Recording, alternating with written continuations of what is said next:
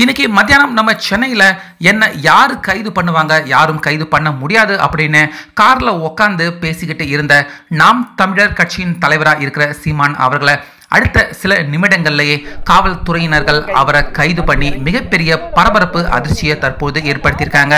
அதாவது கடந்த சில தினங்களுக்கு முன்னாடி அண்ணா யூனிவர்சிட்டிக்கு உள்ளேயே ஒரு மாணவிக்கு மிகப்பெரிய வன்கொடுமை ஏற்பட்டுச்சு.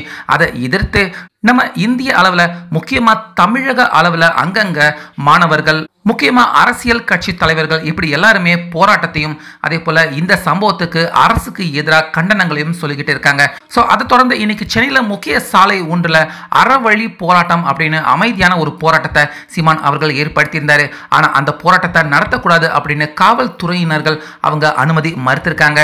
ஸோ அதை தொடர்ந்து சீமான் அவர்கள் கார்லேயே உட்காந்துக்கிட்டு, நான் இதே இடத்துல இதுக்கு முன்னாடி பல வாட்டி போராட்டம் நடத்தியிருக்கேன், அப்போ எல்லாம் கண்டனம் சொல்லாத அரசு இன்னைக்கு எதுக்கு கண்டனம் சொல்றாங்க அப்படின்னு அவர் பேசிக்கிட்டு இருந்த அடுத்த சில நொடிகள்லேயே அதிரடியா சீமான் அவர்கள் காவல்துறையினர்களால் அவர் கைது செய்யப்பட்டாரு. ஸோ அப்போ அங்கே நடந்த அந்த பரபரப்பான சம்பவத்தினுடைய வீடியோக்கள், காட்சிகளை தான் நீங்கள் இப்போ பார்த்துக்கிட்டு இருக்கீங்க. வந்து இறங்கிக்கிறேன்.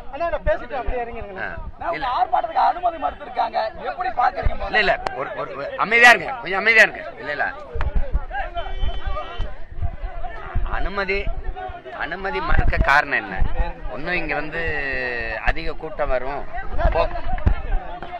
போக்குவரத்து நெரிசல் ஆகுன்றாங்க. இந்த இடத்துல புதுசா ஒன்னும் போராட்டம் நாங்க நடத்தல, பல முறை போராடி இருக்கோம்.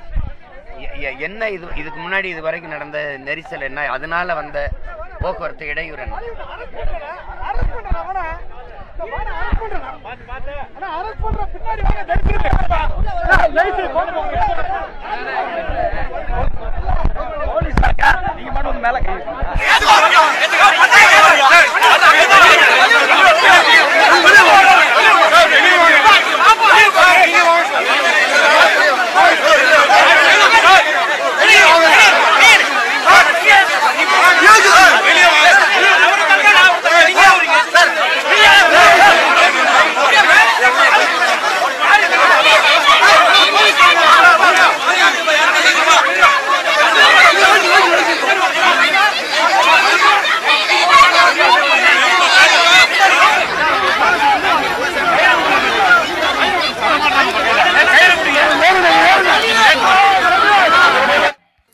ஸோ பாதிக்கப்பட்ட மாணவிக்காக குரல் கொடுத்து சீமான் அவர்கள் தற்போது தமிழக அரசால் அவர் கைது செய்யப்பட்டிருக்க இந்த பரபரப்பான சம்பவத்தை பற்றி உங்கள் கருத்தை சொல்லுங்கள்.